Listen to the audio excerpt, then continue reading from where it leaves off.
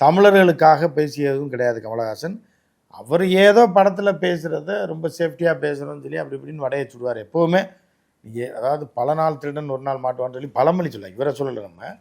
அப்படி இருக்கும்போது நீங்கள் பல நாள் உருட்டுவீங்க, எதுலேயும் சிக்கிராமல் இருக்கிற மாதிரி இப்படி அப்படியே அப்படின்னு.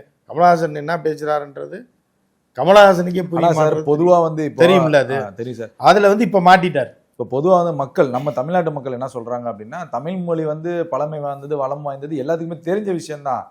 கமலஹாசன் பேச வேண்டிய மேடை வந்து அதுவாங்கிற ஒரு விமர்சனம் வருது சார். அதை எப்படி சார் நம்ம பார்க்குறது? இல்லை, அதை தான் சொல்கிறேன். கமலஹாசன் தமிழ் ஆர்வலரோ தமிழருக்காக குரல் கொடுத்தவரோ நான் என்னோட இதில் அதை தான் சொல்லியிருப்பேன். பஞ்சாயத்து வந்த அன்னைக்கு எந்த விதத்துலேயும் தமிழ் பேசுகிறதை தவிர கமலஹாசன் தமிழர்களுக்கும் கமலஹாசனுக்கு எந்த சம்மந்தமுமே கிடையாது. பிறந்த ஊர் பரமக்குடின்றதையும் பேசுகிறது தமிழும் தமிழ் சினிமாவில் இருக்காருன்றதை தவிர கமலஹாசன் தமிழர்களுக்கும் எந்த விதத்திலும் தொடர்பே கிடையாது. எந்த தமிழர்களுக்கு எந்த இக்கட்டான பிரச்சனை வந்த போதும் கமலஹாசன் தலையிட்டதே கிடையாது. நானும் தீவிர கமலஹாசன் ரசிகர் தான்.